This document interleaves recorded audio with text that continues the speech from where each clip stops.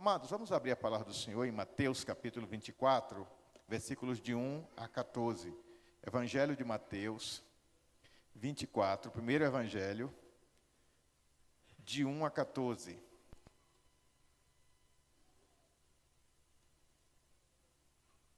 Mateus 24, de 1 a 14. Quem já achou aí, diga amém. Glória a Deus.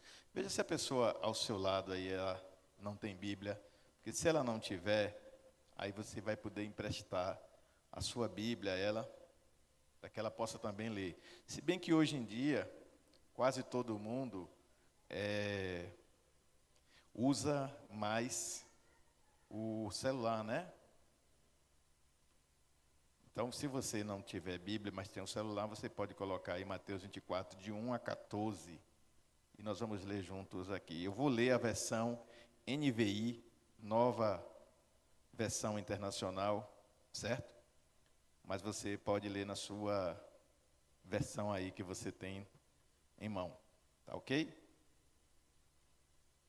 Ok. Mateus 24, de 1 a 14. Jesus saiu do templo e, enquanto caminhava, seus discípulos aproximavam-se dele para lhes mostrar as construções do templo. Vocês estão vendo tudo isso? Perguntou Jesus. Eu lhes garanto que não ficará pedra sobre pedra que não seja derrubada. Tendo Jesus se assentado no Monte das Oliveiras, os discípulos dirigiram-se a ele em particular e disseram: Dize-nos, quando acontecerão essas coisas? E qual será o sinal da tua vinda e do fim dos tempos? Jesus disse: Cuidem que ninguém vos engane, pois muitos virão em meu nome, dizendo: Eu sou o Cristo, e enganarão a muitos. Vocês ouvirão falar de guerras e de rumores de guerras, mas não tenham medo. Eu vou ler em português de novo, porque eu falei em grego, né? Eu não vi nenhum amém, então vou falar em português. Vocês ouvirão falar de guerras e de rumores de guerra, mas não tenham medo. E por que é que tem tanto crente com medo com a notícia que sai na televisão? Está crendo mais na notícia da televisão do que na Bíblia? Não tenham medo, disse Jesus. É necessário que tais coisas aconteçam. Agora diga comigo essa parte. Mas ainda não é o fim. Vocês precisam ler a Bíblia. Ainda não é o fim. Nação se levantará contra nação, reino contra reino. Haverá fome, terremotos em vários lugares. Tudo isso será o início das dores. Dores aqui são sofrimentos.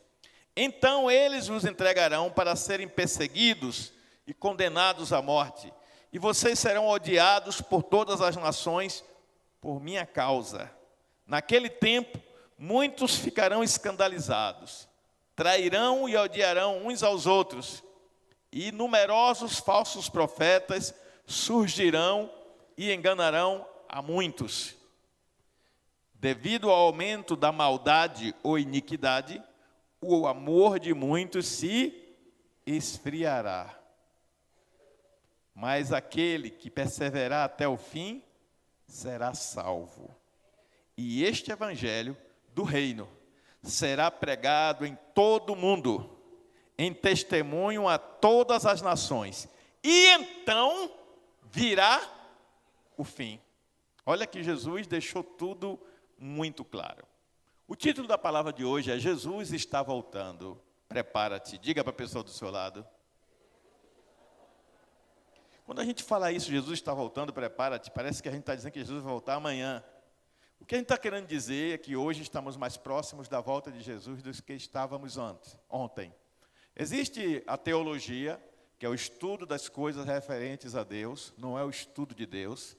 E existe dentro da teologia uma parte dela que se chama escatologia. Escatô é uma palavra grega que significa últimas coisas. E logia, estudo. Então a escatologia é a doutrina do estudo das últimas coisas que vão acontecer antes da volta de Jesus, que ele prometeu que voltará. Jesus estava saindo do templo, esse templo tinha sido reformado pelo rei Herodes. Dizem que era uma obra-prima, que tinha colunas enormes de mármore, era uma coisa linda de se ver. Ele tinha reformado para ganhar a simpatia dos judeus, e os judeus ficavam orgulhosos, presunçosos, vaidosos com a beleza daquela estrutura. É curioso que hoje nós estamos retornando a essa praxis, que é a prática, a essa visão equivocada de que a estrutura é que determina a excelência. Algumas pessoas vão a determinadas igrejas, em determinados lugares, e voltam maravilhadas, fascinadas com a beleza da estrutura. Particularmente, eu acho que quanto melhor for a estrutura para servir às pessoas que congregam, melhor. Quanto melhor for aquilo que a gente colocar a serviço do Senhor, melhor. Porém, a estrutura é serva, ela não é uma senhora sobre as nossas vidas. A estrutura não é prioridade. A prioridade, a essência, é a nossa relação pessoal com o Senhor Jesus Cristo. Isso é que é o mais importante. E isso, em alguns casos, está se perdendo, infelizmente. E para que a estrutura se mantenha, para que ela até se aperfeiçoe e evolui, alguns discursos acabam sendo modificados. Algumas verdades bíblicas acabam sendo atenuadas. A tolerância com o pecado começa a ficar efervescente para que a igreja mantenha as pessoas. E pessoas sem compromisso com Deus, apenas compromisso com a religiosidade, começam a adentrar a igreja porque é inerente ao ser humano essa necessidade do contato com o absoluto, com o divino, com o eterno, com Deus. E isso faz muitas pessoas migrarem para diversas religiões. Aí tem pessoas vindo do espiritismo, do candomblé, da umbanda, da quimbanda, pessoas vindas do budismo, pessoas vindas do islamismo, pessoas vindas de várias religiões em que têm determinadas crenças e que quando chegaram na igreja elas se deparam com realidades que confrontam aquilo, elas se atemorizam e recuam. E as igrejas acabam, às vezes, se adaptando, se tornando igrejas frágeis, relativistas, tanto sob a perspectiva da teologia como da doutrina bíblica, e ela começa a ser uma igreja morna, e ela não percebe, porque ela começa a ser medida apenas pelo aspecto aparente da estrutura física e da estrutura cultica, dos rituais praticados no culto. Então há determinadas igrejas que você parece que está num terreiro de candomblé, há determinadas igrejas que você parece que está num show, em uma boate, e muitas vezes as pessoas fazem isso para manter um determinado público, mas não é isso que Jesus quer. Jesus disse em João capítulo 4, de 23 a 24, que o Pai procura adoradores, e adoradores que o adorem em espírito e em verdade. Observem que ele não disse que o Pai procura perfeição. Perfeição é algo que não existe em seres humanos. Ele não busca homens perfeitos. Eu sou imperfeito. Vitória, minha nora, que eu amo, é imperfeita. Meu casal querido aqui, Anaílda e Júnior, é imperfeito. Vanúbia e Deco, que eu gosto muito também, são imperfeitos. E pessoas imperfeitas frustram. Pessoas imperfeitas cometem erros. Mas o que é que nos torna grande aos olhos do Pai? Qual é a grandeza que há em nós? É a capacidade de admitir as nossas falhas, de suplicar o perdão do Senhor. Quando você lê a primeira carta de João, capítulo 1, 8 e 9, e o 2, versículo 1, você é deparado com a realidade em que ele nos convida a confessar as nossas culpas, para que sejamos aperfeiçoados nele. Pois o desejo dele, como diz Efésios, é que cresçamos até chegarmos à estatura de varão perfeito, à semelhança de Cristo Jesus. Este é o nosso desafio, é viver uma vida de renúncia do pecado diariamente, cotidianamente, olhando para Jesus como nossa referência, e não para a estrutura. Nós compramos essas cadeiras lindas com um certo sacrifício, estamos terminando de pagar, graças a Deus. Em breve, se Deus quiser, o terreno que nós compramos aí atrás, em breve nós vamos fazer a planta, vamos trazer aqui para a igreja conhecer, e vamos depois fazer campanha e começar, vamos construir o nosso prédio de educação religiosa em nome de Jesus. Vai ter estrutura para nossas crianças, nossos adolescentes, jovens, etc. Tudo no tempo e na direção de Deus. Mas a estrutura, gente, não é mais importante do que a essência. Porque a essência, ela nasce da relação, da intimidade. E a intimidade só ocorre quando você está na presença. E a presença de Deus requer um mergulho, um mergulho espontâneo, um mergulho corajoso, um mergulho de fé. Não é um salto no escuro, mas é um salto no incerto que você não tem nenhuma prova cabal de que aquilo vai acontecer. Você tem que apenas se mover por aquilo que você crê. A palavra do Senhor no capítulo 11 de Hebreus, chamado também de capítulo da galeria da fé, onde fala dos grandes heróis da fé. A palavra do Senhor diz em Hebreus 11 que a fé é o firme fundamento das coisas que não se veem. Então eu não me movo por vistas, eu não me movo pelo que eu vejo. Fé não tem a ver com certeza do que meus olhos veem. Então fé tem a ver com que tipo de certeza?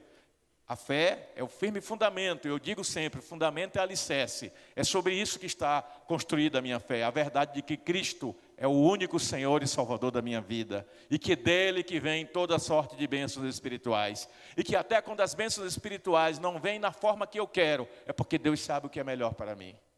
Mas a fé também é certeza. Ela, além de ser o firme fundamento, ela é a prova das coisas que se esperam. Olha que coisa linda. Ela é uma certeza das coisas que eu espero. Mas as coisas que eu espero, elas têm que ser esperadas no Senhor, na direção, na orientação do Espírito Santo. Não no que eu quero para a minha vaidade, porque o texto de Tiago diz: pedis e não recebeis, porque pedis mal para gastardes em vossos deleites, ou numa tradução livre, em vossas vaidades. E era isso que estava acontecendo com esses cristãos. Eles estavam ali, os discípulos de Jesus, andando com o Mestre, comendo com Ele, dormindo no mesmo lugar que Ele, mas eles ainda não tinham absorvido a essência de Jesus. Tem muitas pessoas que caminham na igreja há 10, 15, 20, 30 anos e ainda não absorveram a essência. Elas adquiriram a religiosidade, a prática da religiosidade. Ela sai de casa, ela vem com a Bíblia, ela canta, ela adora, e ela é sincera em tudo isso. A pessoa é sincera, ela não é uma pessoa hipócrita. Ela quer mesmo fazer aquilo para agradar a Deus, mas ela ainda não criou uma ruptura com as coisas que para trás deveriam ficar, que ainda a mantém presa. Ela ainda não aprendeu a voar, ela ainda está se arrastando. Uma boa metáfora para isso é a lagarta. A lagarta se arrasta, é um bicho asqueroso, nojento. Mas aí a lagarta se torna crisálida, ela entra no casulo, e quando ela sai do casulo, ela se torna borboleta. Mas para ser borboleta de verdade, não precisa apenas da transformação aparente, ela precisa de uma manifestação de que ela realmente é um ser novo, e ela tem que voar. Mas para voar, ela tem que romper com o casulo. Então ela faz muita força para sair do casulo. E existem algumas membranas pequeninas que prendem as suas asas. E quanto mais força ela faz, mais ela dilata as asas. Quanto mais você se esforça para ser santo, mais da essência de Deus vem na sua vida. Quanto mais você luta para agradar ao Senhor, mais de Deus se manifesta de ti para este mundo que está em trevas.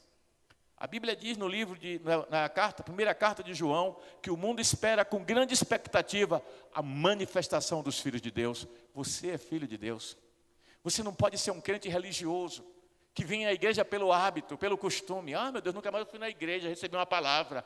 Ai, que saudade, estou precisando de uma palavra. Ai, meu Deus, hoje é a Santa Ceia. É pão e vinho, suco de uva. Aquilo não vai mudar nada na sua vida. Aquilo é um ato memorial, simbólico. Mas se você não enxerga a espiritualidade que aquilo representa, não significa nada. É como se batizar. Para quem não entende a essência do significado espiritual e profético do batismo, é só um mergulho na água e mais nada, é só um banho.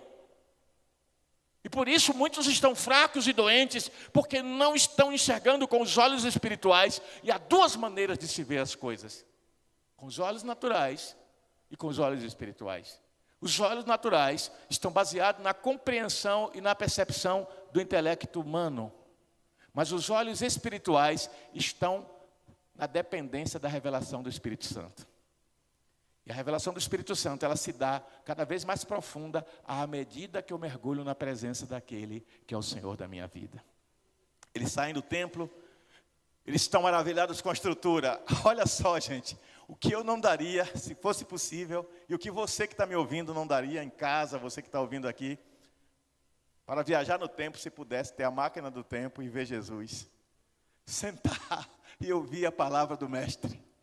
Maria entendeu isso e sentou aos pés do Mestre e bebeu cada gota de cada palavra, da água viva que jorrava da boca do Senhor. Mas Marta estava preocupada em fazer as coisas, em fazer comida, em cuidar da casa. E tem muito crente que hoje é assim, ele quer ser ativo na igreja, ele quer fazer de tudo. Tem muito crente que busca experiências místicas, experiências arrebatadoras, sair em um estado de êxtase. Quando às vezes a manifestação do Senhor está nos atos simples de amor. De você ir passando, encontrar alguém caído numa calçada, e você parar a caminhada para socorrer aquela pessoa. De uma velhinha estar atravessando a rua e você está com pressa para o banco que vai fechar, mas você ajudar aquela velhinha a atravessar a rua. Atos de amor. Atitudes que manifestam uma igreja que caminha junto das pessoas. Eu tenho usado uma palavra aqui, sinodal, e essa palavra significa caminhar junto. A igreja precisa ser sinodal, ela precisa caminhar junto com as pessoas. Ela precisa ser uma igreja que ama, ela precisa ser uma igreja que gosta de gente, de cheiro de gente, e às vezes as pessoas fedem. E eu não quero estar perto de quem fede. Eu estou todo cheiroso, tomei banho, botei perfume. No final do culto, se quiser chegar perto de mim, vai sentir que eu estou cheiroso. Mas eu que não tomo banho, o perfume passa o efeito, o suor vem e o mau cheiro vem. Mas existe uma coisa, do mesmo modo que o mau cheiro pode contaminar, alguém sair com mau cheiro porque abraçou alguém que estava sujo, com mau odor, o bom cheiro também pode contagiar. E a Bíblia diz que você tem um bom cheiro dentro de você. É o cheiro de Cristo, o cheiro da presença do Senhor. E quando você se move neste mundo, movido pelo Espírito, esse cheiro exala de você. E as pessoas são atraídas pelo cheiro. Aqueles cristãos ainda não estavam entendendo isso. Eles estavam contemplando a estrutura, a aparência. Eu tenho alguns sonhos para essa igreja. Não vou falar sobre eles agora, senão fujo ao propósito. Mas uma das coisas que eu tenho, ainda vou conversar com a irmã Anailda, é que eu tenho vontade de ter um grupo vocal aqui, naquele estilo daquelas igrejas negras dos Estados Unidos. De chegar aqui, oh, happy day, oh, happy day. Desafinei feio, não foi? Mas tem gente aqui que canta lindo e compensa. Eu gostaria de ver dentro dessa igreja manifestações sobrenaturais, legítimas e verdadeiras, do Espírito Santo de Deus, tendo a liberdade de agir e se manifestar dentro da igreja, mas não farsas. Farsas ensaiadas, fingimentos, pseudo-manifestações espirituais, que é o que a gente mais vê por aí. Profecias mentirosas. Vocês sabiam que um profeta em Israel, se a profecia não se cumprisse, ele era arrastado para fora da cidade e apedrejado até a morte? Vocês já pensaram se fosse feito isso hoje? O que ia ter de gente morrendo? Abrir a boca e dizer, Deus mandou dizer. Deus mandou dizer coisa nenhuma, é o seu achismo, é a sua vontade. Tenha muito cuidado ao abrir a boca e dizer, Deus mandou. Você tem que ter uma intimidade muito profunda para ter uma convicção inabalável de que Deus mandou dizer.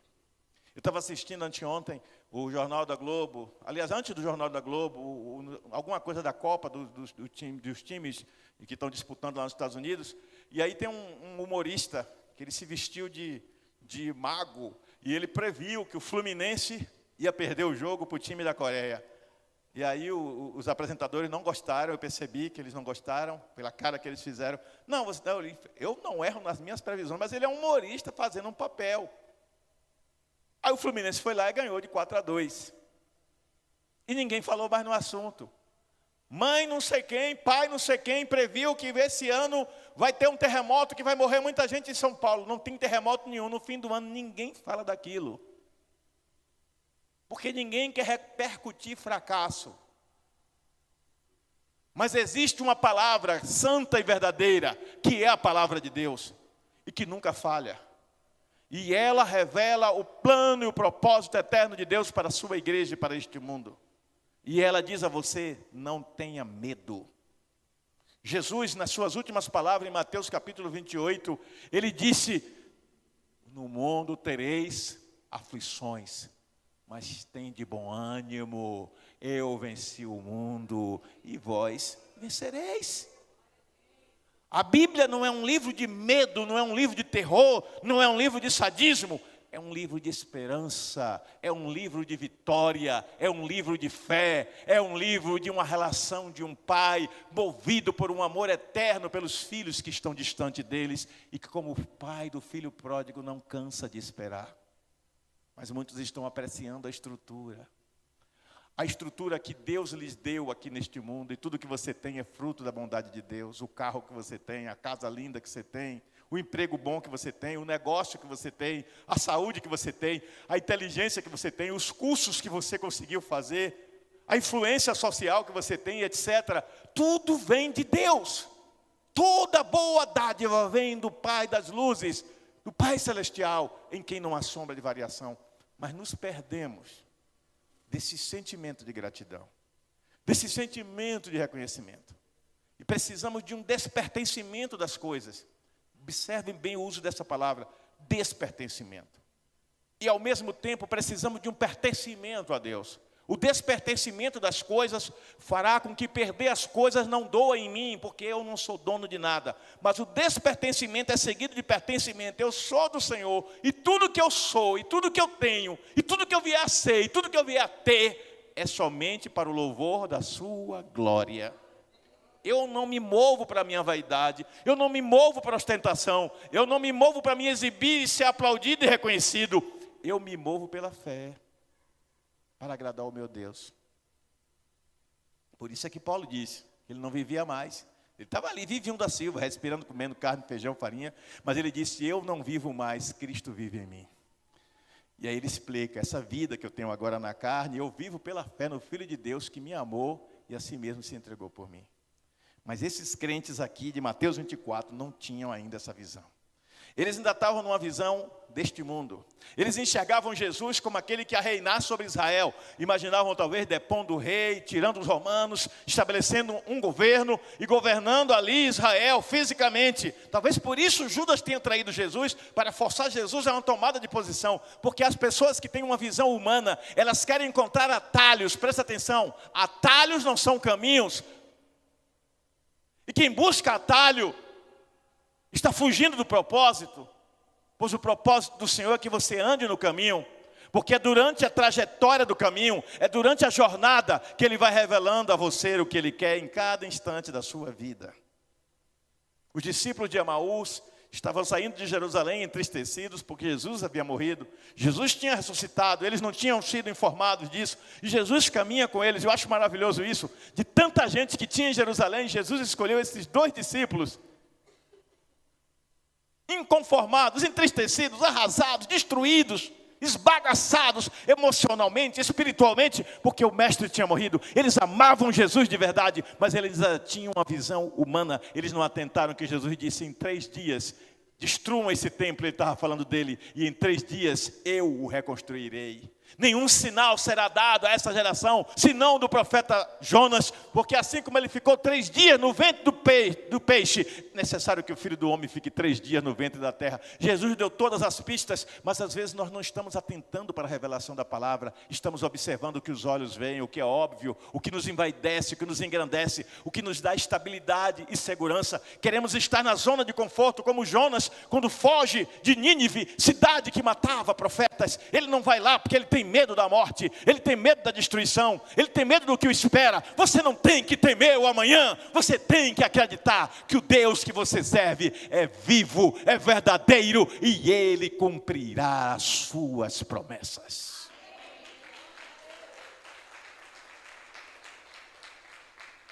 Jonas foge, porque Jonas não tinha uma visão espiritual ainda, mesmo sendo profeta do propósito de Deus. E quando ele vai a Nínive, depois que Deus manda o peixe vomitá-lo, ele tem que atravessar um deserto para chegar lá. Ele não tinha mar em Nínive, não se engane, não tinha mar em Nínive.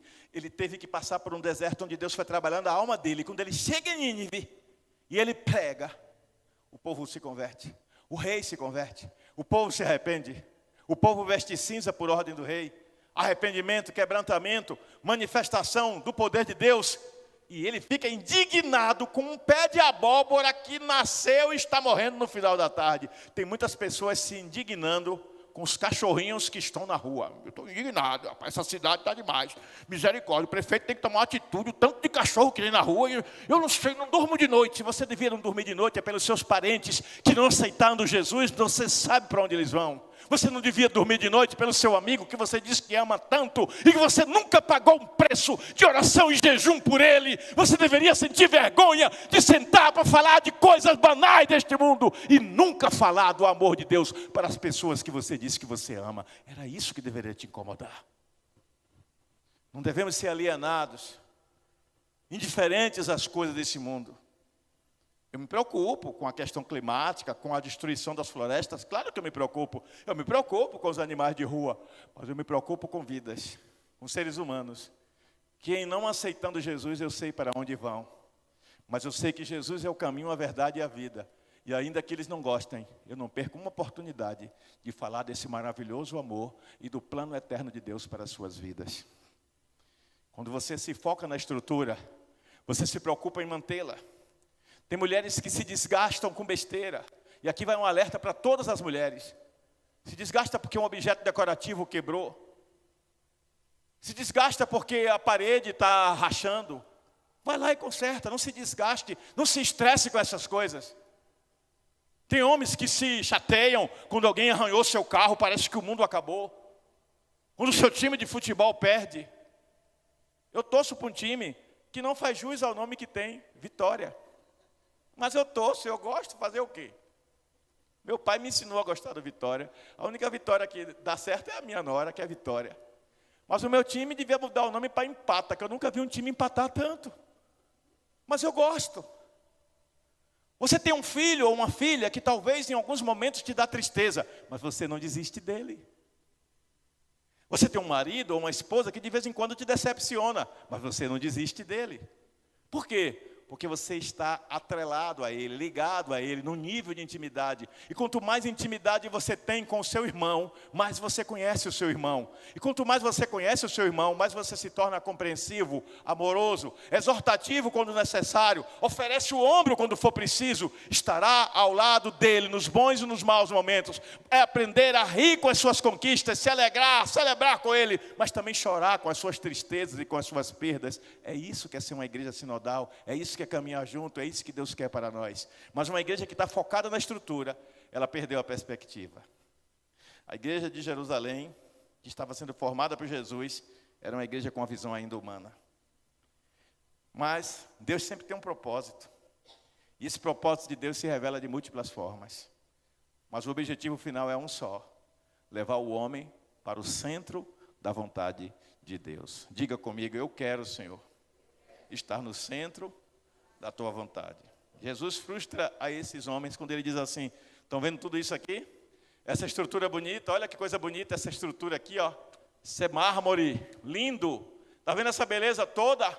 Eu te digo que não vai ficar pedra sobre pedra que não seja derrubada. Jesus falou isso mais ou menos no ano 36. No ano 70, depois que Jesus já tinha ido aos céus, houve uma rebelião em Jerusalém. E nessa rebelião o exército romano veio em grande força e derrotou os rebeldes. Correu um boato entre os soldados de que embaixo do templo, nos fundamentos do templo, tinha ouro, tinha objetos preciosos enterrados. E eles saíram destruindo tudo, escavando tudo para achar os supostos tesouros. O templo terminou sendo destruído e só sobrou um pedaço que é chamado até hoje de Muro das Lamentações. Aí ficou o espaço onde era o templo, onde os judeus supostamente iriam construir um novo templo. Mas eles foram espalhados para não serem mortos pelo mundo. E esse fenômeno foi chamado diáspora. Eles foram espalhados por todo mundo, em todo canto do mundo passou a ter judeu. E eles passaram do ano 70 até 1948, sendo odiados em várias nações apenas por serem judeus. Olha a incoerência humana. Judeu matou Jesus. Odeio judeu. Mas Jesus era o que mesmo? Judeu. Maria, mãe de Jesus, era o que? Judia. Todos os profetas da Bíblia eram o que? Judeus. Você está vendo? Quando a irracionalidade religiosa se sobrepõe à revelação bíblica.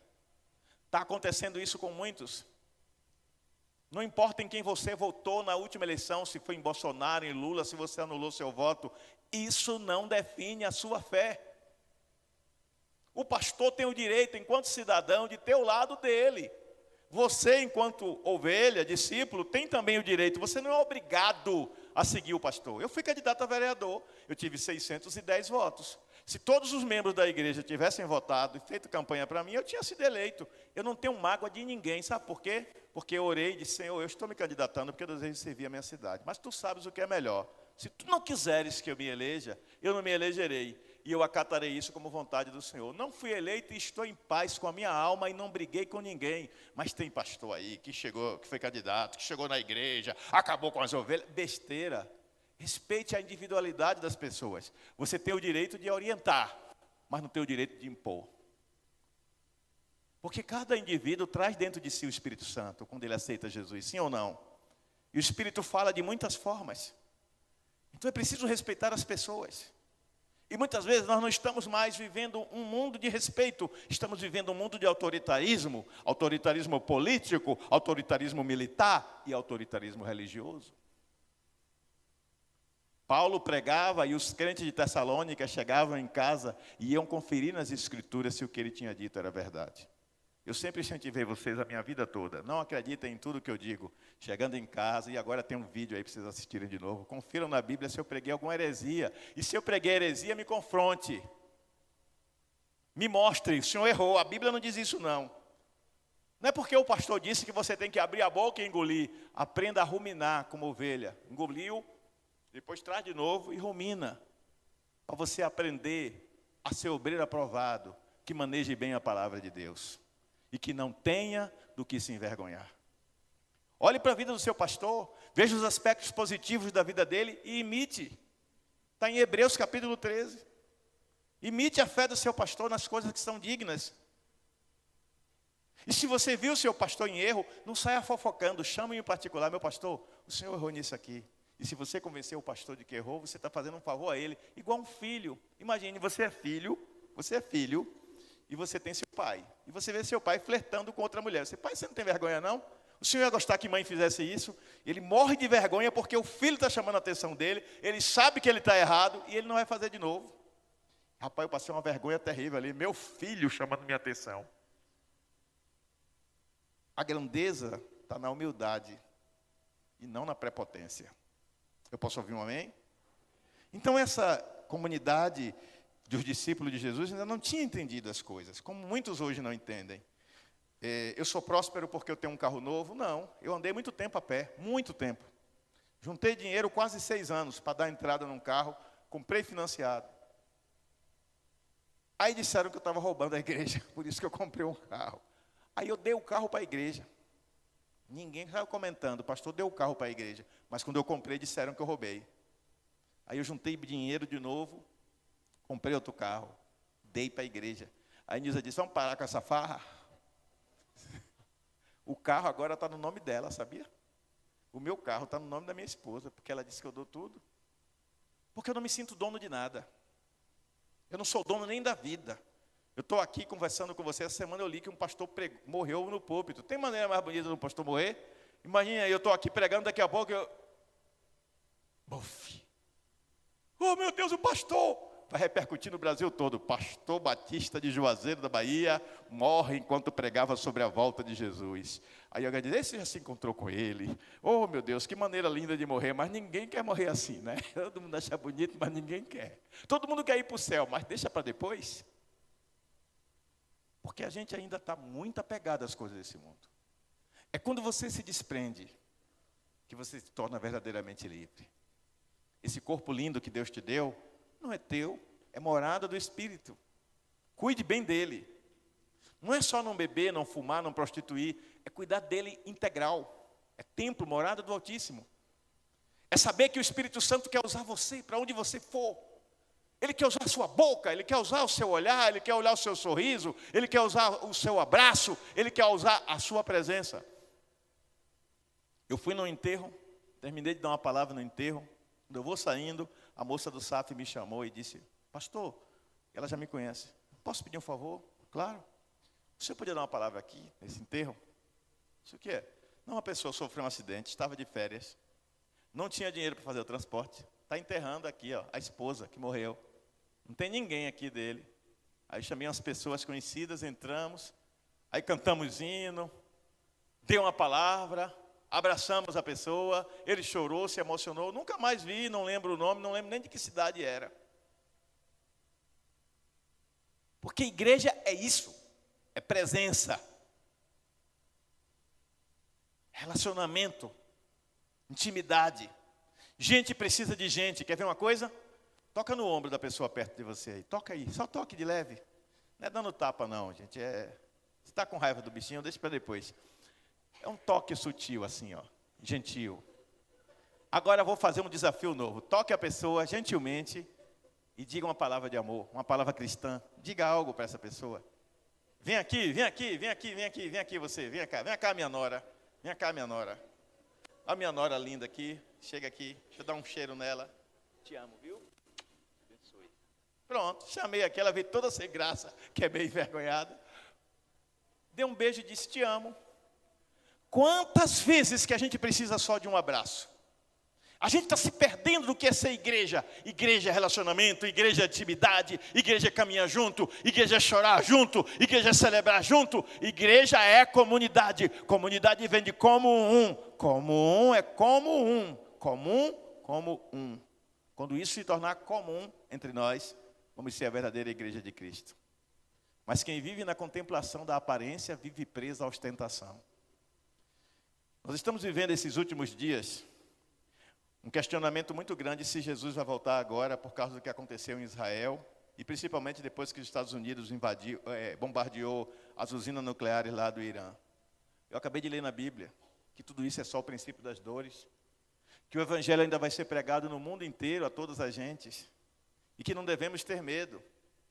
Então é hora de ser igreja, de se avivar, de buscar a presença do Senhor no sentido pessoal, no sentido familiar, no sentido comunidade eclesial, que é a igreja, e no sentido de relacionamento com os que estão lá fora. O mundo espera ver você sendo crente.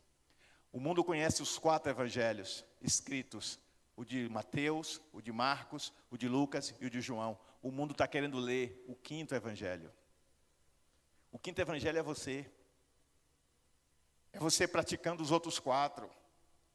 É você sendo aquele homem que é chamado na Bíblia de bom samaritano. E que na verdade ele não foi um bom samaritano. Ele foi um bom homem temente a Deus. Porque quem é temente a Deus pratica o amor.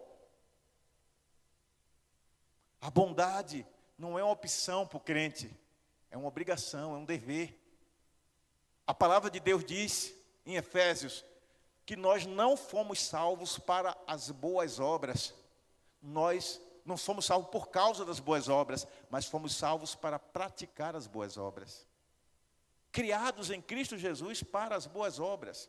Criados em Cristo Jesus para manifestar o seu amor. Criados em Cristo Jesus para atos de justiça, de verdade, cuidando das pessoas, socorrendo as pessoas mais carentes, mais vulneráveis e necessitadas.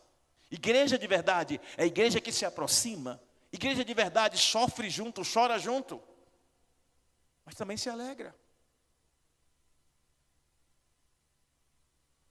Às vezes nós somos tão egoístas que quando a nossa necessidade pessoal não é atendida, a gente se enfurece, a gente fecha a cara.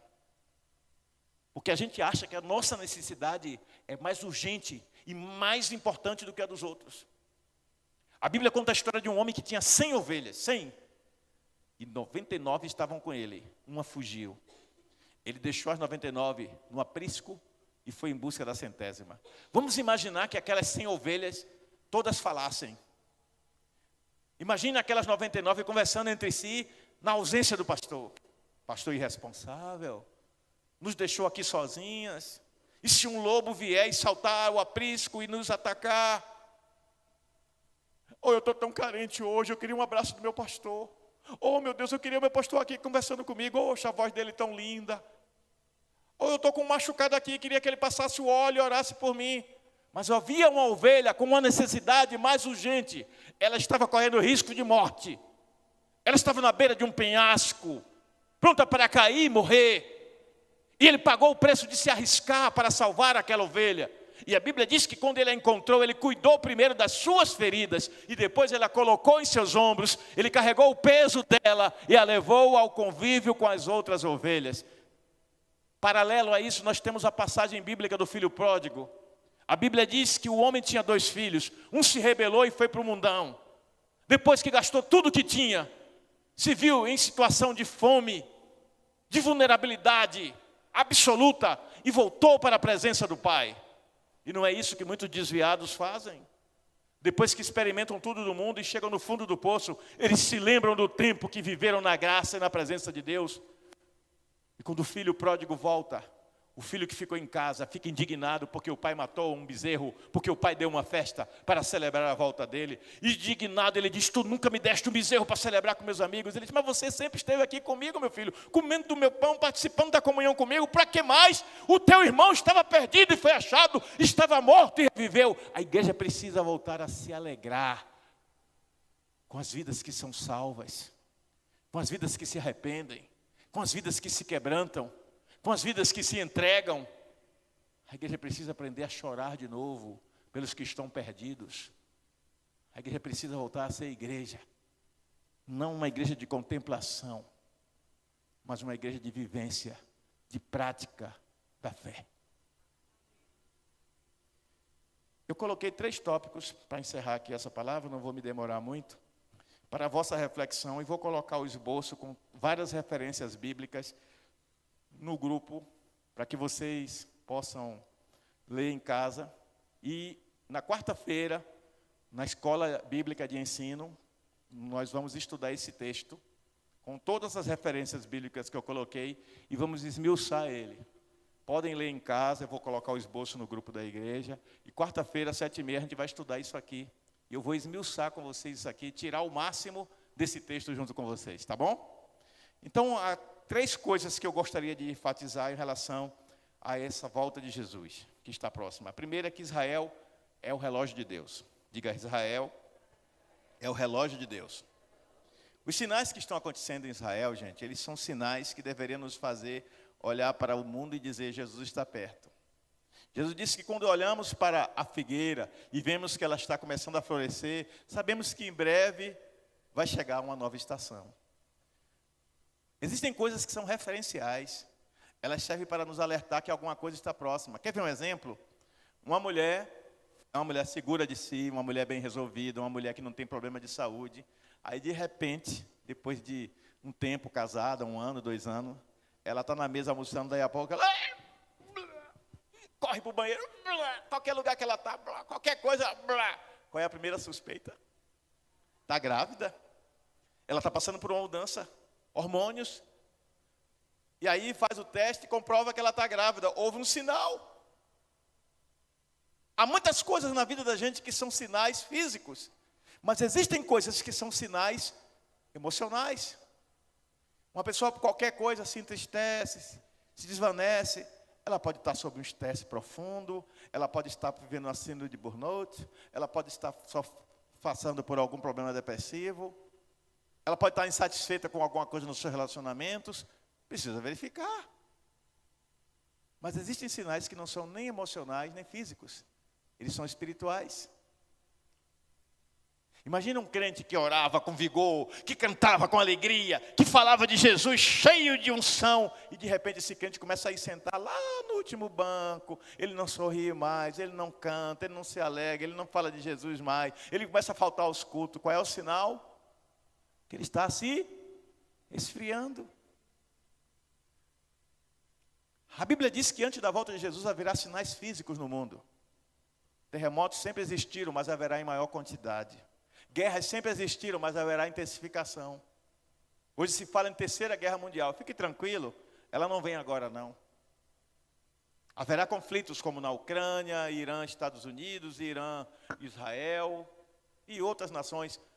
Depois da Segunda Guerra Mundial, que ocorreu entre 39 e 45, o mundo só ficou em paz. O período mais longo de paz que o mundo viveu, que podemos dizer assim, não teve nenhuma guerra, foram 2 semanas.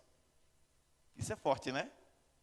O mundo, o período mais longo de paz, que nenhum país estava em guerra com o outro, de 1945 para cá, eu fiz essa pesquisa, Foram 2 semanas, e isso há mais de 50 anos atrás, que não tinha nenhuma nação em guerra com a outra. Mesmo assim, tinha nações que não estavam em guerra, mas estavam em armistício. Armistício é quando os dois lados perdem uma trégua, porque não está se aguentando. Não desistiu da guerra, só deu uma pausa. E por quê? Porque as guerras, elas não começam cá fora, elas começam aqui dentro. No fundo, toda guerra é uma insatisfação do indivíduo com a sua própria condição. As guerras são étnicas, raciais, né? As guerras são ideológicas, ideologia política. As guerras são religiosas. E há guerras que é uma mistura disso tudo. Por que Israel é um país desse tamanho, pequenininho?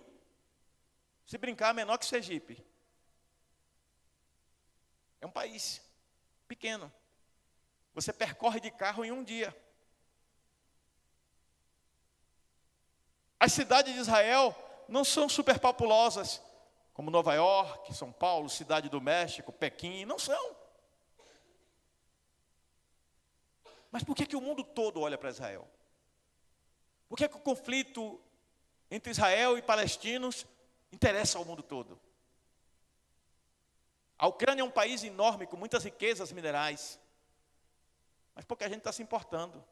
Ruanda, na África, era um dos maiores produtores de diamantes do mundo. Teve um massacre lá, que a Ruanda é um país basicamente constituído de 2 etnias negras. Existem os Tutsis, que eram os altões, bem alto, do pescoço comprido. Os Hutus, que eram os negros tampinha, troncudo, do pescoço grosso. Aí, quando os belgas chegaram lá, que começaram a pegar os diamantes de lá, eles pegaram os Tutsis, que eram mais amáveis e gentis, e botaram eles no poder, e eles começaram a massacrar os Hutus. Aí, quando teve a chance de fazer uma rebelião, eles partiram, começaram a matar Tutsis no país todo. Morreu 1 milhão de pessoas. A gente só veio saber disso depois que já tinha morrido 1 milhão. Vira até um filme, Hotel Ruanda, que mostra, tem uma cena que é terrível. O camarada vai dirigindo uma Kombi, tudo escuro de neblina, daí a pouco ele começa a ver a Kombi trepidar, e ele diz, nossa, esse chão está muito esburacado. Aí o rapaz vira para ele e diz, não é chão esburacado, para o carro. Quando ele desce, corpos, pessoas cortadas o pescoço com facão e jogadas na estrada. Ele estava dirigindo há um tempão, passando por cima de seres humanos. O mundo não se indignou. O Iêmen está em guerra. O Sudão do Sul está em guerra lá com o Sudão, com o outro Sudão. Vários lugares do mundo estão em guerra, sem contar as guerras domésticas, as guerras internas, as facções que promovem guerras entre si, e nós, cidadãos, estamos no meio do fogo cruzado. Existem vários tipos de guerra sendo travada. As famílias estão em guerra. As almas estão em guerra. A guerra faz parte da natureza divorciada, separada de Deus. Pai contra filho, filho contra pai. Reino contra reino, nação contra nação. Por que se desesperar? Por favor, pergunte à pessoa do seu lado, por que se desesperar? Se o mesmo Deus que falou dessas coisas na pessoa de Cristo disse que vai dar tudo certo e que no final vai ficar tudo bem. Então, os sinais que estão acontecendo, a gente olha para Israel como relógio, porque quando as coisas não vão bem em Israel, você olha para o resto do mundo, você vê o mundo em conflito. Ah, Israel é uma nação desumana, porque Israel atacou o pobrezinho do Irã, e atacou as bases lá do Irã, que não fez mal a ninguém. Eles estavam fazendo bomba atômica para jogar em Israel. Mas a Rússia também disse que estava ameaçada pela Ucrânia e atacou a Ucrânia. Se você for tentar entender o mundo pela ótica da política, você vai ter que escolher um lado. E se me permite, porque eu andei nesse meio, posso te dizer, todos os lados estão errados. Porque são feitos por homens. E são movidos por interesses. Mas se você vê as coisas com a ótica de Deus, não importa se você é de esquerda, de direita, de centro, ou se você não tem lado, o que importa é que a palavra de Deus é fiel e verdadeira, e aquilo que Deus disse vai se cumprir. E a Bíblia diz que Israel vai ser odiado de todas as gentes. Então haverá uma guerra. Isso no fim. Porque hoje nós temos a internet como veículo de propagação do Evangelho e estamos podendo levar o Evangelho a mais pessoas. E às vezes a gente não entende porque Deus permite certas coisas, certas perseguições. Os países onde o evangelho mais cresce hoje é onde há mais perseguição. Não é incrível isso? Você ser crente hoje na Coreia do Norte é correr risco de morrer. Você ser crente hoje num país muçulmano radical é correr risco de morrer. E muitos crentes nesses países sabem que correm risco de dormir e não acordar, mas continuam crendo em Jesus. Existe um site que você pode visitar quando chegar em casa, você que gosta de internet, chamado portasabertas.org. Depois você dá uma olhada. Esse site fala de missões e ele fala quais são os países do mundo onde o evangelho é mais perseguido. O mundo é dividido em latitude e longitude. Existe um espaço entre latitude 10 graus e 40, que é latitude 10,40, a janela 10,40. Nessa faixa do mundo é onde mais tem países perseguidores do evangelho. Existem países que têm na constituição do país proibindo a pessoa se tornar cristão. No Irã, por exemplo, um pastor, ele se converteu, se tornou pastor. Aí a lei judaica, que é a lei iraniana, permitiu o pai da moça ir buscar a moça, tomar os filhos que ele tinha com ela, porque quando ele casou com a filha dele, ele era muçulmano, ele não é mais. Então o casamento está anulado e os netos pertencem a ele. E ele foi condenado à morte. Ele só não morreu, porque na época o presidente dos Estados Unidos intercedeu pessoalmente. E a gente fica dizendo que é sionismo, que é imperialismo. A Rússia é imperialista, os Estados Unidos é imperialista, a China é imperialista. A ideia de imperialismo é um país que tenta se sobrepor a outro, impor a sua cultura, a sua força política, militar. Todos esses fazem isso. Uns são comunistas, outros são capitalistas, mas o fim é um só, é mostrar força e exercer poder. Mas nós, enquanto cristãos, só entendemos um poder como absoluto, que é o poder de Deus. Em 2026 teremos uma eleição. Eu não sei quem serão os candidatos, eu vou ter que escolher um. Mas eu não me iludo mais botando minha esperança em homens. A minha esperança está em Cristo Jesus. Porque tudo que eles fazem neste mundo é passageiro e paliativo. Seca-se a erva e cai a sua flor, mas a palavra do Senhor, esta permanece para sempre. Maldito o homem que põe a sua confiança no homem. O único homem em quem eu confio como absoluto, Senhor e verdadeiro, é Jesus Cristo. Mais ninguém. Nem em mim mesmo, porque sou falho. Então, o primeiro aspecto que, olhando para o que está acontecendo com Israel e com as nações, diga comigo, não devo ter medo, porque o relógio de Deus aponta a proximidade da vinda do Senhor. Amém? Segundo lugar, é o aumento da iniquidade seguido de esfriamento espiritual. Você já percebeu quantos crentes estão se tornando relativistas? Essa semana mandaram um vídeo para mim de um pastor, ele é homossexual, ele é pastor, é homossexual, ele fundou uma igreja de gays, ele tem um cabelão, tem uma barba, e ele começa a reinterpretar a Bíblia, e muita gente está indo para a igreja dele, saindo das igrejas tradicionais, indo para a igreja dele, porque diz que esse sim tem visão. Tem uma mulher, Lana Holden, que esteve até aqui em Juazeiro, quiseram trazê-la aqui na igreja, na época eu não concordei, fui criticado, ela se casou com uma mulher de um pastor. A cantora, esqueci o nome dela, se casou e fundou uma igreja. E não é para falar não, porque isso é homofobia, isso dá cadeia. Pode denunciar e mandar me prender. A palavra de Deus diz que Deus criou foi macho e fêmea. Quem quiser gostar, goste. Quem não quiser, não goste. Você tem que respeitar as pessoas pelas escolhas delas. Presta atenção no que eu vou dizer, você que está assistindo em casa. Você tem que respeitar as pessoas nas escolhas delas. O que você não tem é que concordar com elas para ser politicamente correto. Você tem que ser biblicamente correto. E o que a gente está vendo? O crente vai para o carnaval, se acaba no carnaval, vai para o São João, toma todas. Aí depois volta para a igreja como o cachorro que volta arrependido com o rabento das pernas. Aí o pastor vai e atenua para não perder a ovelha. Tem que dizer que é pecado sim, tem que dizer que é contrário à palavra de Deus. Se a ovelha não quiser a palavra, ele vai para o mundo. Pois a palavra do Senhor diz, aquele que é santo se santifique mais, aquele que é impuro se torne mais impuro ainda. É uma escolha, você escolhe. Esses dias tinha uma ex-ovelha falando mal de mim, que o pastor Teobaldo é radical, o pastor Teobaldo é autoritário, ele quer ser o dono da verdade, e essa pessoa tomando todas numa festa. A outra pessoa virou e disse, e as conversas sempre chegam a gente, disse, olha, eu não sou mais da igreja não, mas eu queria ter tido um pastor como o pastor Teobaldo para me dizer as coisas que eu precisava ouvir, talvez eu não estivesse aqui hoje. Eu também já fui de igreja, já cantei na igreja, e hoje eu estou aqui com você tomando cachaça. É isso que Deus quer da gente? Você pensa que aí fora não tem muito desviado, desigrejado, que só está no mundo porque está magoado, está ferido, por uma palavra dura, por um maltrato? Tem muitos. A igreja precisa pedir perdão a muita gente. Eu tenho orado para Deus nos dar humildade para reconhecer onde falhamos e estratégia para chegarmos até essas pessoas que são preciosas e amadas por Deus. Então, o esfriamento espiritual, ele é necessário que ocorra. Jesus Cristo disse, é mister que essas coisas aconteçam. Mister quer dizer é necessário.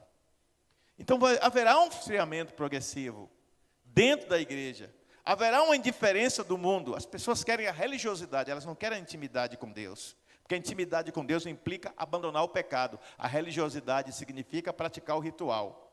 Hoje eu ouvi uma entrevista num programa com o Daniel, aquele cantor Daniel. Eu me esqueci o nome do programa, Mais Sertanejo, alguma coisa assim. E ele entrevistou uma moça chamada Manu Batidão. Eu não conhecia essa cantora. É uma moça loira e tal. Aí ela toda feliz, dizendo que fez uma música para o marido dela, e cantou a música que ela fez para o marido e tal. Até bonita a música. Aí Daniel, poxa, minha mulher nunca fez música para mim, coitada, não é cantora. E aí ele começou a brincar e tal, mas aí ela disse uma coisa, ela disse, eu vou contar a minha história. Eu estava arrasado uma época da minha vida, eu estava lá no chão, no fundo do poço. Aí eu ouvi uma música de uma cantora gospel chamada Cassiane. E aquela música entrou na minha alma. E aquela música eu fiquei atentando a letra, eu fiquei ouvindo e ouvindo e ouvindo e ouvindo de novo e de novo. E aquela letra me curou. Aí eu fui numa igreja e pedi ao pastor permissão para cantar a música e cantei. O pastor deu a oportunidade, eu cantei. E ela tem uma voz até bonita. Mas ela não ficou na igreja. Ela não se converteu. Ela só queria cantar a música. Eu oro por aquela moça, para que Deus faça uma obra na vida dela, porque eu senti uma sinceridade nela. Então, muitas vezes a pessoa quer vir na igreja para cantar, para receber a bênção, para receber uma palavra. Igreja não é ambiente motivacional para você fazer da igreja um ambiente coach. A igreja é lugar de ministrar a palavra. E às vezes a palavra vai ser dura, vai doer na alma, vai ser amarga como fel na boca, mas vai ser doce como mel dentro da alma. E nós não temos que também tornar o evangelho mais agressivo do que ele é, porque quando você prega o evangelho, você já está agredindo, você está desafiando o indivíduo a abandonar uma vida de pecado para viver uma vida de santidade. Então haverá esfriamento à medida que o evangelho puro for pregado. Em 1902, começou um avivamento no país de Gales, no norte da Inglaterra. Aliás, norte não, mais à esquerda, mais a oeste, né? E aí no país de Gales houve um avivamento com um único homem. Estudem sobre os grandes avivamentos. E esse homem foi contagiando outro, e veio um avivamento imenso no país todo. Durou 2 anos, quase 3. Os bares quase todos faliram. Os tribunais não tinha mais caso para os juízes julgarem. Maridos que tinham deixado suas esposas voltaram para elas. Houve restauração familiar, houve transformação social, houve progresso econômico na nação, porque quando a palavra de Deus entra e prevalece, a unção é completa. E isso começa com o indivíduo. Quando você decide viver uma vida de avivamento na presença de Deus, a bênção é completa na tua vida. O segredo primeiro é buscar o Senhor de toda a tua alma, de toda a tua força, de todo o teu entendimento, de todo o teu coração. Por exemplo, agora tem feriadão aí, todo mundo, muita gente mesmo viajou. Está errado? Não. Se eu pudesse, até eu tinha viajado também. Mas se você vive só para viajar e curtir, e você não tem tempo para as coisas de Deus, aí já saiu do propósito. Não é verdade? Está tendo aí o campeonato mundial de futebol, 4 jogos por dia na primeira fase.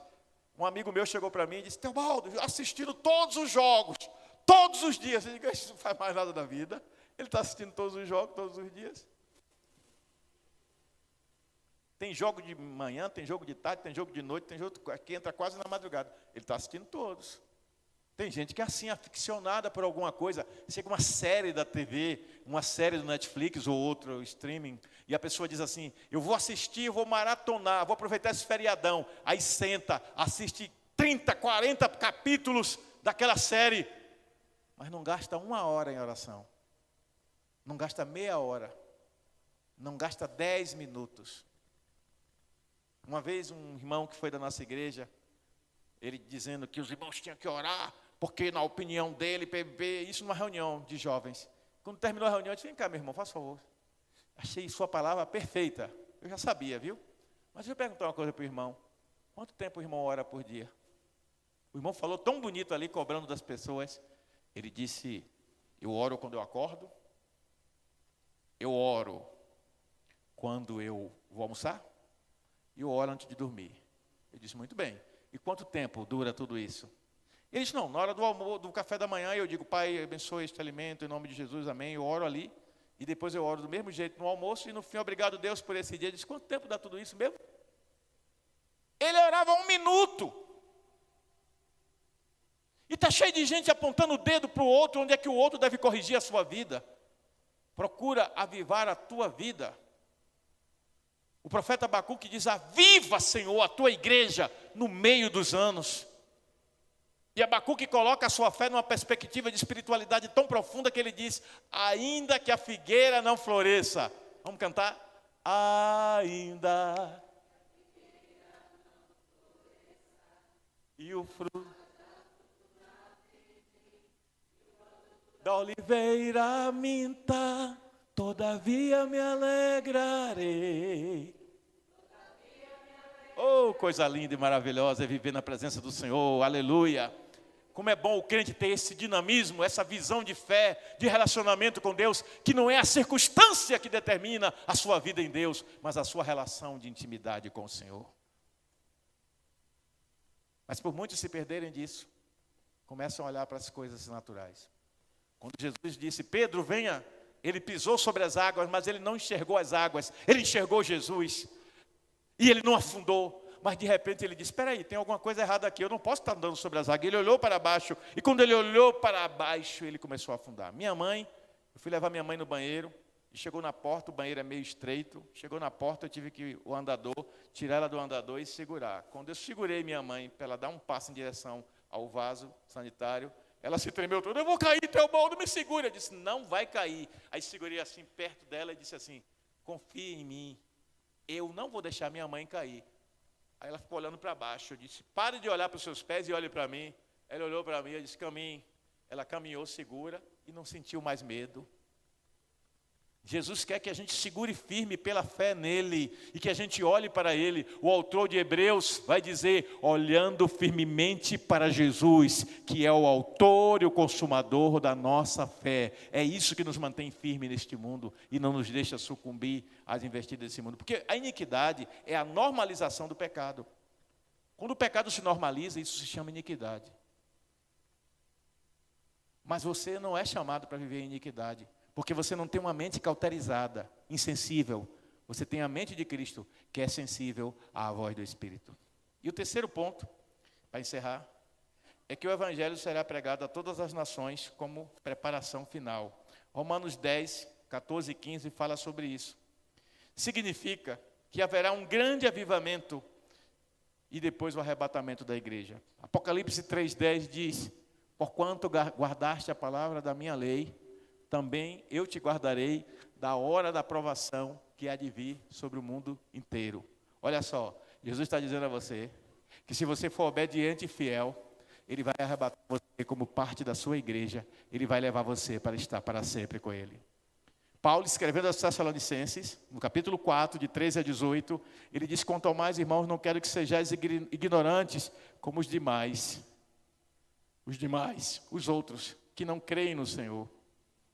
Porque nós, os que estivermos vivos, seremos transformados e receberemos um novo corpo. E quem estiver morto vai ressuscitar e receberá um novo corpo. Mas eles serão arrebatados primeiro e depois nós os vivos, não precederemos os que dormem, mas todos estaremos com o Senhor e para sempre. Aí você vai para a internet, você vai em site de conspiração, de ufologia, que é esse negócio de disco voador, aí diz que tem seres de outros planetas que estão olhando a Terra e que vão abduzir quer dizer capturar, vão capturar seres humanos para levar para outros planetas, para serem educados, para evoluírem, porque eles não são evoluídos. E os cristãos não são evoluídos. Olha a mentira que Satanás está preparando, para quando a igreja for arrebatada da face da Terra, foram abduzidos. De certo modo é verdade, porque abduzido é tirado do planeta, né? Por um ser extraterrestre. E vem um ser extraterrestre. Jesus disse que ele não é desse mundo e que vai nos levar com ele. Então, por que você tem medo? Apocalipse, que o povo associa à destruição, é uma palavra grega, que significa revelação. Apocalipse quer dizer, em português, revelação. Apocalipse é grego. Você diz que não fala grego? Você fala. Bíblia é grego. Batismo é grego. Então, Apocalipse é revelação. Então, o livro de Apocalipse é a revelação das últimas coisas que vão acontecer. E quando você lê o Apocalipse, eu acho maravilhoso o capítulo 22 de Apocalipse, que outro dia, numa reunião, eu cheguei para um irmão que estava se gabando, que já leu a Bíblia não sei quantas vezes. Esse povo mentiroso a gente desmancha facilmente. Ele disse assim, você já leu a Bíblia toda? Nada, rapaz. Você leu até o capítulo 23 de Apocalipse? Ele disse, li. Ele disse, li. Eu disse, onde é que está o capítulo 23 de Apocalipse, que só tem 22? O mentiroso a gente pega assim. Em Apocalipse 22 diz assim, e eis que vi descendo do céu a nova Jerusalém, porque Jerusalém é Jerusalém, adornada por Deus, descendo dos céus.